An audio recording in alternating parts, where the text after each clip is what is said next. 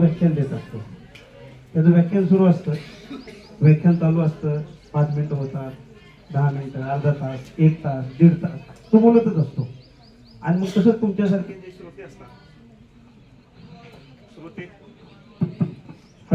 श्रोते असतात, त्या श्रोत्यांमध्ये एक मेजर बसलेले असतात. आणि मग ते मेजर असं विचार करतात की आता हा संपवतोय की नाही बाबा, त्याचं काय चाललंय, कोणत्या पद्धतीनं हा बोलतोय. अशा पद्धतीने बोलत असताना ते त्यांच्याजवळ असणारी गन बाहेर काढतात. आणि गन बाहेर काढल्यानंतर हा जो बोलणारा व्यक्ती असतो तो घाबरतो आणि तो म्हणतो, साहेब साहेब मला मारू नका, मला मारू नका. त्यावेळेस ते ते जे हे असतात आर्मी मधले व्यक्ती, ते म्हणतो तू काळजी करू नको, तुला नाही शोधत, तुला ज्यांनी आणलं त्यांना शोधतोय. म्हणजे अशी वेळ आपल्यावर येणार नाही, कारण मी खूप कमी कालावधीमध्ये तुमच्याशी बोलणार आहे. अशी यामध्ये सर्वात महत्वाचं, आज स्वामी विवेकानंद जयंती आणि राष्ट्रमाता राजमाता जिजाऊ जयंती, त्याचबरोबर राष्ट्रीय युवा दिनाच्या तुम्हा सर्वांना खूप खूप हार्दिक शुभेच्छा देतो आणि आपल्या कार्यक्रमाकडे वळतो. विखुरलेल्या देश बांधवांना एकत्रेच्या सूत्रामध्ये गुंतवून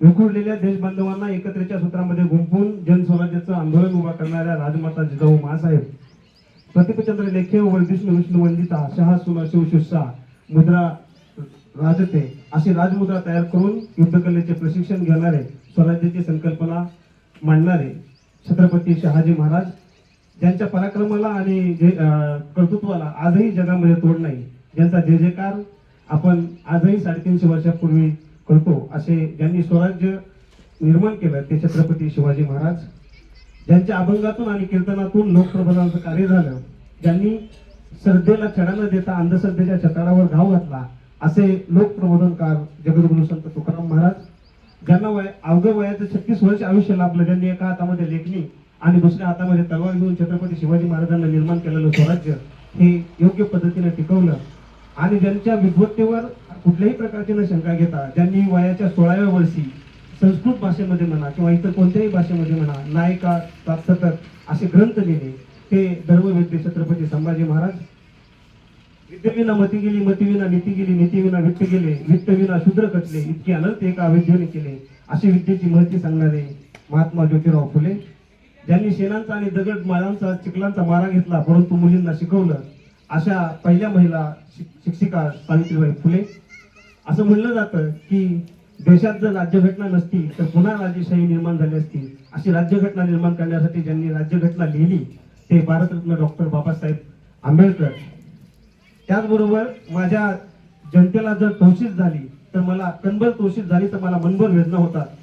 राजा हा रयतेसाठी नाही, रयत ही राजासाठी नाही, तर राजा हा रयतेसाठी असतो, असे पहिले आरक्षण करते छत्रपती शाहू महाराज.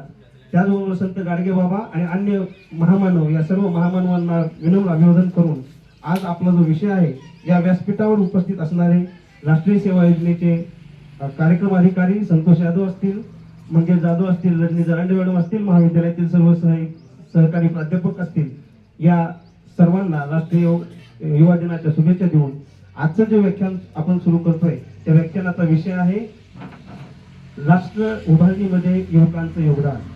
राष्ट्र म्हणजे काय, युवक म्हणजे काय, या 2 संकल्पना तुम्हाला समजावून सांगणं अत्यंत गरजेचं आहे. त्यानंतर राष्ट्र उभारणी कशी केली जाते हे तुम्हाला सांगतो आणि त्यामध्ये तुम्ही कोणत्या पद्धतीने योगदान देताल तेही तुम्हाला सांगतो.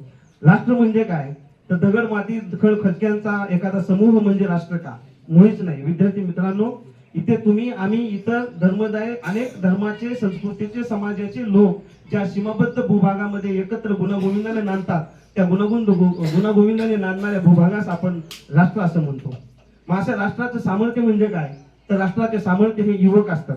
ज्या पद्धतीनं आपण विचार करतो की एखाद्या गरुडाचं सामर्थ्य त्याच्या पंखामध्ये आहे, एखाद्या कोकिळीचे सामर्थ्य तिच्या कंठामध्ये आहे, एका वाघाचं सामर्थ्य त्याच्या वाघ नक्यांमध्ये आहे, तशा प्रकारे देशाचं सामर्थ्य ह्या त्या देशामध्ये असणाऱ्या देशभक्त असणाऱ्या युवकांमध्ये आहे.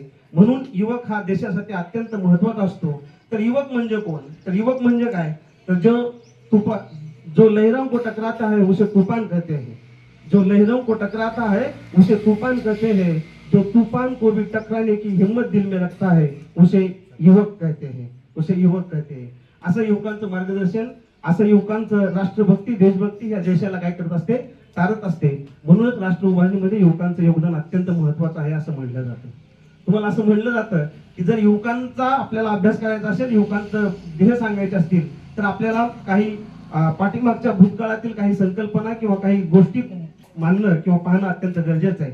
याच्यामध्ये 1212चा काळ असेल, शिवकालीन काळ असेल, स्वातंत्र्यपूर्वीचा काळ असेल आणि स्वातंत्र्यानंतरच्या काळामध्ये युवकांची कोणती स्थानं होती, बलस्थानं होती, हेही पाहणं अत्यंत गरजेचं असतं. ज्यावेळेस 1212 साली ज्ञानेश्वरांनी ज्ञानेश्वरी लिहिली आणि पसायदान मागितलं, त्या पसायदानामध्ये त्यांनी सगळ्यांना सुख, शांती, समृद्धी आणि देवाकडे एकच प्रार्थना मागितली की त्यामध्ये अशा वेळेस आपल्या भारतामध्ये जे राज्य सुरू होतं ते राज्य रामदेवराय यादवांचं होतं. रामदेवराव यादवांचं असं राज्य होतं की त्या राज्यामध्ये इतकी सुबत्ता होती, सगळीकडे सुजलाम सुफलाम आणि समृद्धी आणि बहरत होती. एकेकाळी असं म्हणलं जायचं विद्यार्थी मित्रांनो, यादवकालीन कालखंडामध्ये जर द्राक्ष निर्माण करायचे असतील आणि जर फळदार निर्माण करायचे असतील तर द्राक्षांना पाण्याऐवजी दूध घातलं जात होतं. इतकी सुजलाम आणि सुफलाम अशी समृद्धी भारत मातेची होती. आणि या भारत मातेवरती अचानक कुणीतरी नजर ठेवली आणि अब्दाली हा 1220 साली आपल्या राज्यावर चाल करून आला.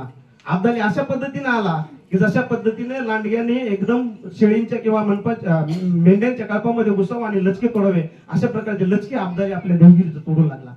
आणि देवगिरी त्यांनी 15 दिवस सतत लुटून नेली. हे का झालं, याचं कारण काय, तर रामदेवराव यादवांचं ज्यावेळेस राज्य होतं त्यावेळेस त्या राजाचे जे बंधू होते शंकरदेव यादव, हे आपल्या मित्रांसह इतर ठिकाणी फिरायला गेले होते.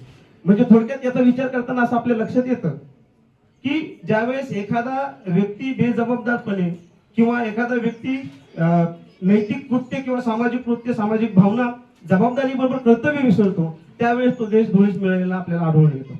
यानंतर स्वराज्याला एक देखणं स्वप्न पडलं, ते स्वातंत्र्यपूर्वीच्या 350 वर्षानंतर. ज्या 350 वर्षानंतर जिजाऊ माँसाहेबांनी स्वराज्य संकल्पना मांडली आणि छत्रपती शिवरायांनी ती साकारली. त्या साकारल्यानंतर 1818 साली, आता छत्रपती शिवरायांचा इतिहास तुम्हाला सांगत नाही किंवा त्यांच्या बद्दल युवकांमध्ये असणारी जी काही लोकशाही मूल्य आहेत, आपल्याला जी स्वराज्याची मूल्य होती, सेवा, सहकार्य, सहिष्णुता, धर्मसहिष्णुता, अशा प्रकारचे मूल्य, देशभक्ती, निष्ठा. आता निष्ठेचं तुम्हाला हिरोजी इंदलकरांचं उदाहरण तुम्हाला चांगलं माहिती आहे. ज्यांनी रायगड बांधला त्या हिरोजी इंदलकरांनी छत्रपती शिवाजी महाराजांनी विचारलं की तुम्ही एवढा मोठा रायगड बांधला, पण तुम्हाला पैसे कुठून आले, तुम्हाला बक्षीस काय देऊ. त्यावेळी हिरोजी इंदलकरांनी सांगितलं की राजे, तुम्ही मला बक्षीस देऊ नका, तुम्ही फक्त माझ्या नावाची पायरी करा आणि त्या गडाच्या पायथ्याशी माझी पायरी ठेवा. ज्या वेळेस तुम्ही ह्या गडावर जाल त्यावेळेस तुमच्या पायाची धूळकण माझ्या मस्तकी लाभेल. अशा प्रकारची निष्ठा असणारे युवक छत्रपती शिवाजी महाराजांच्या काळात होते, स्वराज्यामध्ये होते. असे युवक आज निर्माण होणं गरजेचं आहे, अशी निष्ठा तुमच्यामध्ये निर्माण होणं गरजेचं आहे. त्यासाठी राष्ट्रीय सेवा योजनेसारखा अत्यंत महत्त्वाचा कार्यक्रम तुम्ही या ठिकाणी मांडता. लोकशाहीची मूल्य, जसं शैक्षणिक मूल्यांबरोबर सामाजिक आणि सांस्कृतिक मूल्यांची जोपासना तुम्ही या ठिकाणी करता. तुम्ही सेवा करता, श्रम प्रतिष्ठा करता, गावात जाऊन मुलींच्या हातावरती रांगोळी काढता, एकमेका सहाय्य करू, अवघे धरू सुपंत, हे सहकाराचा मंत्र तुम्ही त्यातून त्या मुलांना देता. अशा पद्धती अनेक प्रकारचे कार्य तुम्ही त्या ठिकाणी करत असता. त्यानंतर सगळ्यात महत्वाचं म्हणजे स्वातंत्र्यपूर्वीचा कालखंड पाहिला तर स्वातंत्र्यपूर्वीच्या कालखंडामधील युवकांना जे काही कामं होती, युवक ज्या पद्धतीने कार्य करत होते तेही अत्यंत महत्वाचं होतं. यामध्ये लाला लजपतराय असतील, सुभाषचंद्र बोस असतील, स्वामी विवेकानंद असतील, अशा पद्धतीमध्ये प्राथमिक काळामध्ये वर्णव्यवस्थेच्या बाटलेल्या चुली ह्या वेगळ्या पद्धतीनं वेगळ्या भावनेकडे नेण्याचं काम जर कोणी केलं असेल तर महामानवांनी केलं असतं. कितीही काटेच्या वाटेवरून गेलं तरी लोकांना फुलं देण्याचं काम हे महामानव करत असतात.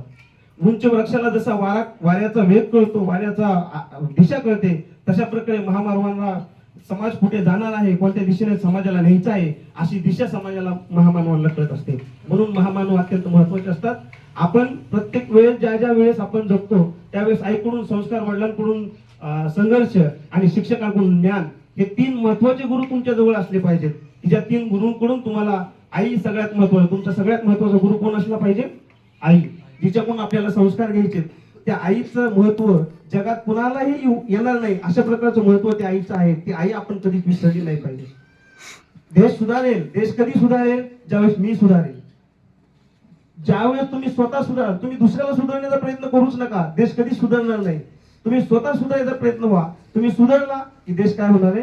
ऑटोमॅटिक सुधारणा आहे. आपल्यात बदल झाला की देशात बदल होणार आहे हे निश्चित ठेवा. आपले गुरु कोण असले पाहिजेत, आपण कुणाला आदर्श मानलं पाहिजे, आपला आदर्श कोण असला पाहिजे याच्याकडे सचोटीने लक्ष देणं तुमचं अत्यंत महत्वाचं कार्य आहे. या पद्धतीनं स्वातंत्र्य मिळालं मित्रांनो. स्वातंत्र्य मिळवण्यासाठी अनेक समाजसेवक अनेक लोकांनी आपल्या प्राणाची आहुती दिली आणि आहुती दिल्यानंतर स्वातंत्र्य मिळालं. स्वातंत्र्य जरी मिळाले असलं तरी तुमच्या आमच्या जीवनामध्ये बदल झाला का?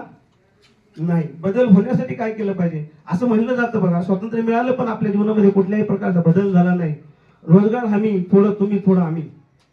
कामाची सूचना काय बघा, रोजगार हमी थोडं आम्ही थोडं तुम्ही, तुम्ही प्या कपानं आम्ही पितो बसीनं. काय अवस्था झाली देशाची बघा. थोडं तुम्ही थोडं आम्ही, तुम्ही प्या कपानं आम्ही पितो बसीनं. कोण म्हणेल कप बडा, कोण म्हणेल बसी बडी. कप बड़ी नहीं, कप नहीं बड़ी, कप बड़ा नहीं, बसी बड़ी नहीं. दिल बड़ा नहीं, दिलरुबा बड़ी नहीं. जिनके घर के सामने फॉर्च्युनर खड़ी वो बड़ी. असे प्रकारचं वातावरण सध्या आपल्या देशामध्ये किंवा आपल्या राज्यामध्ये चालू आहे असं आपल्याला वाटतं.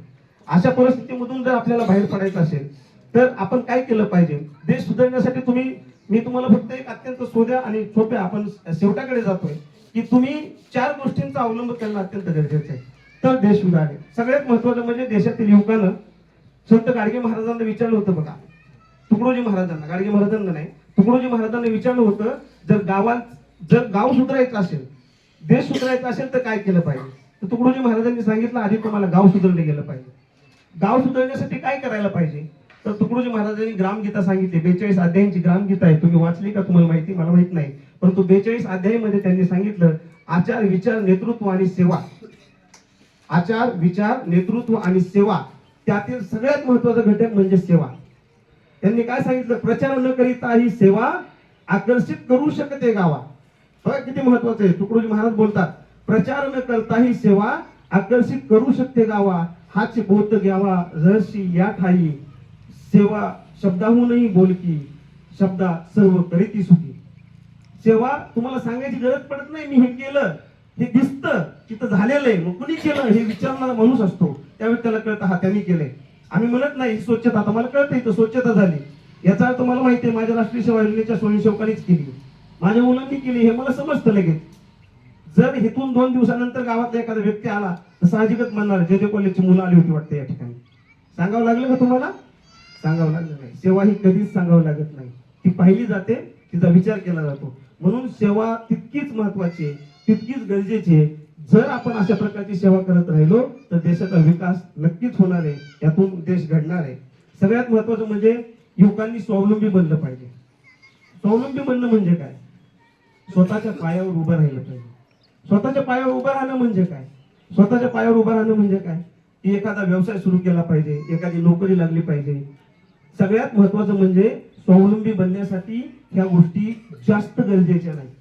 स्वावलंबी बनण्यासाठी आधी देशात उत्पादन झालेल्या वस्तूंना बाजारपेठ मिळाली पाहिजे.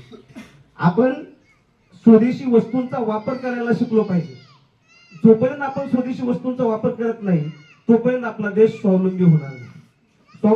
शेती उद्योगामध्ये, शेती क्षेत्रातील उत्पादनामध्ये देश स्वावलंबी झाला, पण आपल्याकडे आणखी असे उत्पादन आहेत की ज्याच्यावरती आपण स्वावलंबी नाही.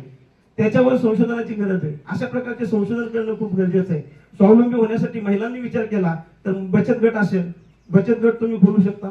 बचत गटा मार्फत तुम्ही तुमच्या स्वतःच्या पायावर काय करू शकता? उभा राहू शकता. आपलं असं झालंय देरे हारी पलंगावरी, म्हणजे आळस, इतका आळस भरलाय की मला माझ्या जवळ कोणीतरी आणून दिलं पाहिजे, मी मागायला नाही गेलं पाहिजे, मला हे मिळालं पाहिजे. अशा प्रकारची वृत्ती आपण खोडून काढली पाहिजे. आणि देश जर विकसित करायचा असेल, देश जर उन्नतीवर न्यायचा असेल तर तुम्हाला सर्वांनी स्वावलंबी बनणं अत्यंत गरजेचं आहे आणि महत्वाचं आहे. त्याच्यानंतर तुम्हाला सगळ्यात महत्वाची गोष्ट सांगतो, युवकांनी विज्ञान तंत्रज्ञान आणि संशोधनाचा वापर केला पाहिजे. आपल्याकडे असं म्हणलं जातं संशोधनाचा वापर हा सामान्य नागरिकांच्या हिताचं रक्षण करण्यासाठी झाला पाहिजे, सामान्य नागरिकांची हत्या करण्यासाठी नाही.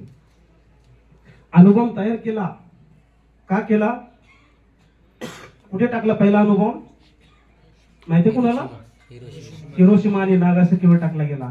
ज्यावेळेस हिरोशिमा आणि नागासाकीवर तो अणुबॉम्ब टाकला गेला त्यावेळेस ज्यांनी तो अणुबॉम्ब टाकला ते हवेत वेडी झाले. हवेत त्यांना खाली आणल्यानंतर विचारलं की तुम्ही काय केलंय, त्यांनी असं सांगितलं की आम्ही काय केलंय हे आम्हालाच माहित नाही, फक्त एवढंच करा, आम्हाला खाली उतरल्यानंतर एका क्षणात गोळ्या घाला.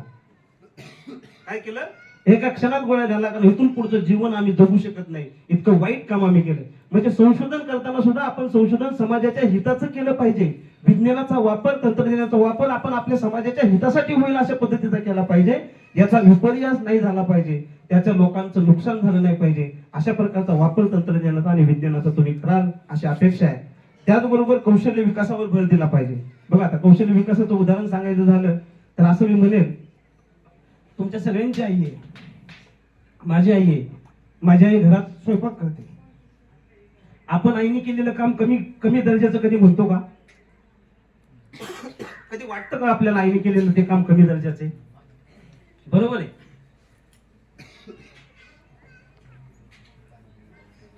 पण त्याच ठिकाणी जर माझी आई, थोडं उदाहरण देतो तुम्हाला, माझी आई दुसऱ्याच्या घरी जर स्वयंपाक करायला गेली तर तुम्हाला कसं वाटतं? तुमचा विचार किती बदलतो बघा.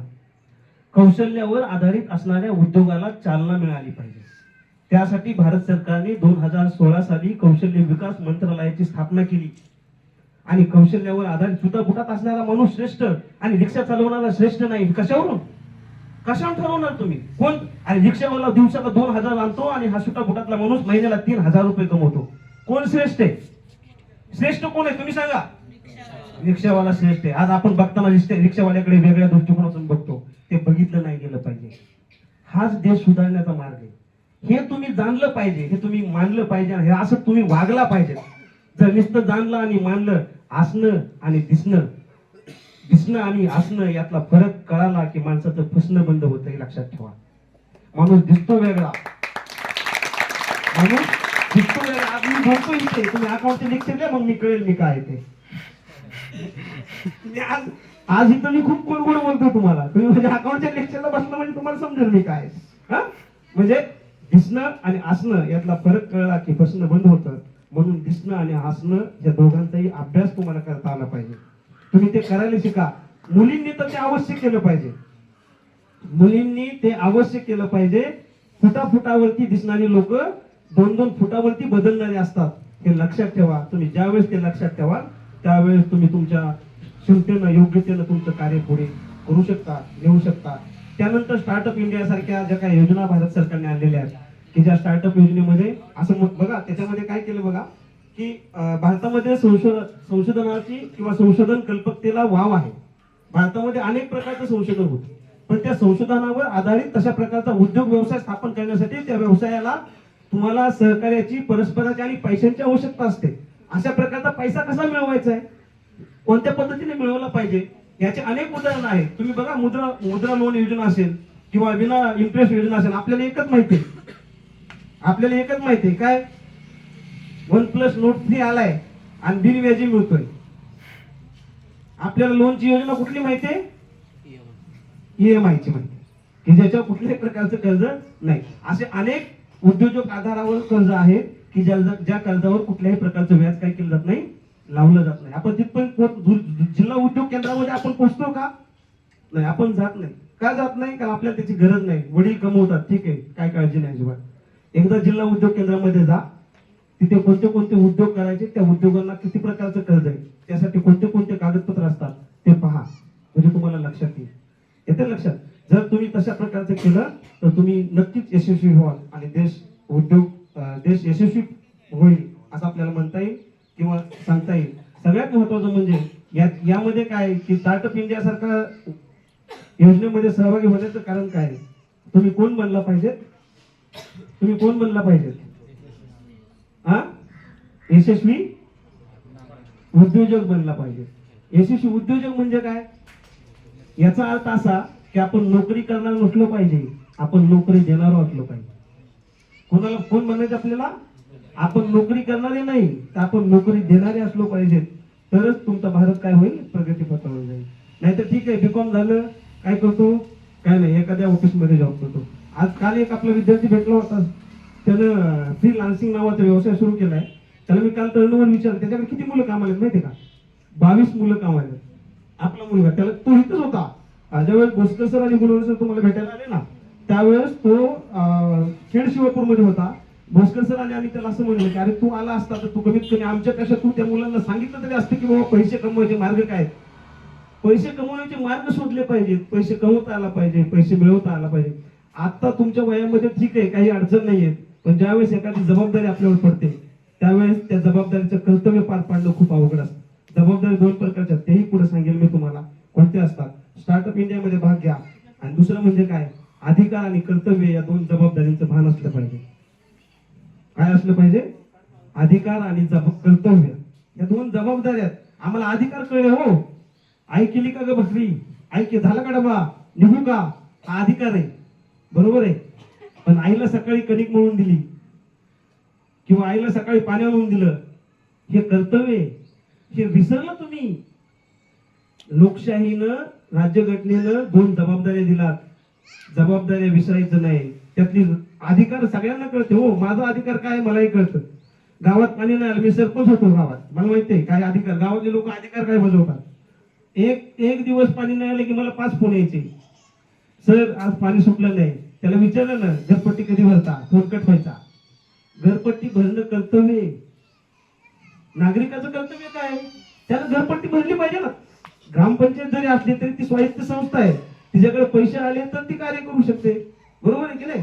आपण कर्तव्य विसरतो आणि अधिकार बजावतो. अधिकार जरी नाही विसरले तरी कर्तव्य कधीच विसरता कामा नये. जर तुम्ही कर्तव्य विसरला नाही तर देश काय होणार आहे, सुधारणार आहे. आणि सगळ्यात महत्वाचं आणि शेवटचं सांगतो आणि थांबतो, तुमच्यामध्ये लोकशाही मूल्य असली की ती लोकशाही मूल्य अंमलात आणली पाहिजे.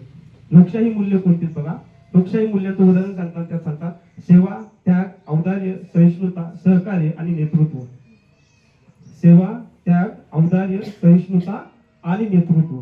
नेतृत्व क्षमता विकसित करणं अत्यंत गरजेचं आहे. नेतृत्व म्हणजे काय, नेतृत्व म्हणजे इतरांवर अधिकार गाजवणं म्हणजे नेतृत्व का नाही, इतरांना योग्य दिशा दाखवणं म्हणजे नेतृत्व होय. बघा सचिन तेंडुलकर आणि धोनी. सचिन तेंडुलकरची किती शतक झाली, शतकांचं शतक करणारा माणूस म्हणजे सचिन तेंडुलकर. धोनीने तेवढी शतक केली का रे, नाही केली. तरी पण नेतृत्व कोणाचं आहे, धोनीचं. का म्हणता, कारण बघा धोनी का श्रेष्ठ आहे त्याचं कारण सांगतो. सचिन श्रेष्ठ नाही असं मी म्हणत नाही, सचिन श्रेष्ठच आहे, पण धोनी त्याच्या इतका नसतानाही श्रेष्ठ आहे की नाही. का श्रेष्ठ आहे तुम्हाला सांगतो. ज्यावेळेस धोनीला माहिती आहे 6 बॉल शिल्लक आहेत, 6 रन करायचे, माझा संघ जिंकणार आहे, मला माहित आहे, पण मी 6 बॉलची वाट का बघू, मी पहिल्या बॉलवर 6 आणणार, 5 बॉल शिल्लक राखून मॅच जिंकणार. म्हणून धोनी श्रेष्ठ आहे. नेतृत्व कसं असलं पाहिजे, माझा संघ, माझी टीम विचार न करता माझ्या बरोबर आली पाहिजे. अशा प्रकारचं कौशल्य ज्या नेतृत्वाकडे असतं ते नेतृत्व आपला देश, आपलं समाज, आपलं गाव पुढे घेऊन जातो. म्हणून सगळ्या लोकशाही मूल्यांची जोपासना तुम्ही केली पाहिजे. अशा प्रकारची गोष्ट सांगून तुम्ही या सगळ्या अंमलात आणाल अशी अपेक्षा ठेवतो. आणि जास्त वेळ गेला असेल तर तुमची दिलगिरी व्यक्त करतो.